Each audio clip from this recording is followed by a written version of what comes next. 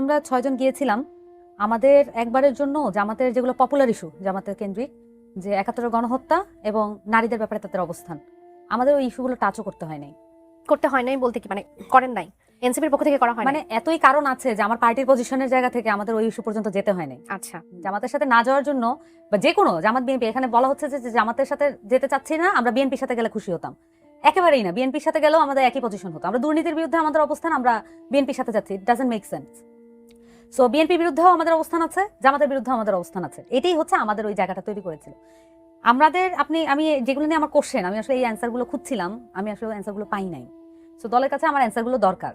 হ্যাঁ, আপনি কি এখান থেকে প্রশ্ন করতে চাইবেন? আমি এটা প্রশ্ন করেছি, এই জন্যই বললাম যে আমাদের আসলে ৭১ বা নারী প্রসঙ্গে জামাত যে একটা লেস কনফিডেন্ট, ধোঁয়াশাপূর্ণ মানে বক্তব্য দেয় এবং তার অবস্থান যে ধোঁয়াশাপূর্ণ, এটা আমরা সবাই জানি। তাকে বারবার ৭১ বা নারী ইস্যু নিয়ে প্রশ্ন করে কোনো লাভ নাই। এই জন্য কি নাহিদ ইসলাম বলেছেন যে আদর্শিক নয়, এটা হচ্ছে নির্বাচনী সমঝোতা। আর এটা সম্ভব কিনা? নাহিদ ইসলাম আগে বলেছেন যে ঐতিহাসিক দায় যাদের আছে তাদের সাথে কোনো জোট হবে না।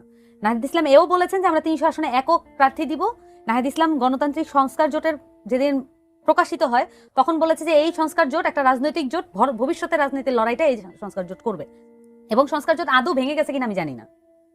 সংস্কার জোটের ব্যাপারে আমি আসলে আপডেটেড না। আমি যেটা দেখলাম যে রাষ্ট্র সংস্কার আন্দোলন কিছু আপত্তি জানিয়েছেন, কিন্তু এবি পার্টির কাছ থেকে আমি ফর্মালি কোনো আপত্তি দেখিনি। ফেনী 2 থেকে মুজিবুর রহমান মুজু মনোনয়ন ফর্ম তুলেছেন। আমার কথা হচ্ছে যে মানে আমার তো অনেক কোশ্চেন আছে, আমি এই কোশ্চেনগুলো করেছি। নাহিদ ইসলাম গতকালের প্রেস ব্রিফিং এ তিনি পরিষ্কার করেছেন, তাকে যখন প্রশ্ন করা হয় যে সেই 3 দলীয় জোটটি থাকছে কিনা, তিনি বলেছেন না, সেটি আর এখন কাজ করবে না। হ্যাঁ, কিন্তু আসলে আপনারা অফিশিয়ালি জানেন না? আমরা অফিশিয়ালি জানি না এবং কোনো প্রেস রিলিজ যায় নাই।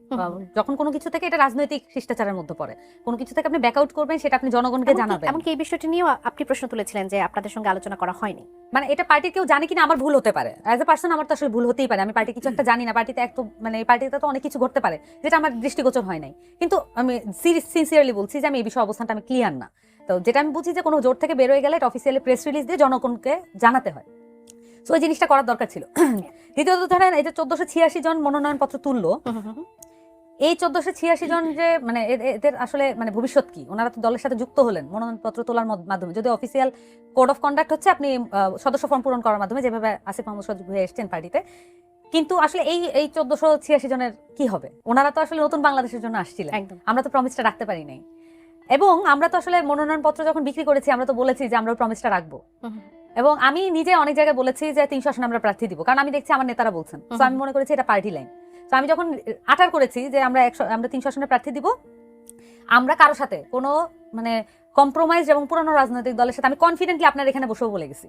So I M a liar now basically, যে আমি মানুষকে স্বপ্ন দেখাই কিন্তু এটা আমি ফলো আপ করি না। আমি একজন লায়ার পলিটিশিয়ান হইতে চাই না।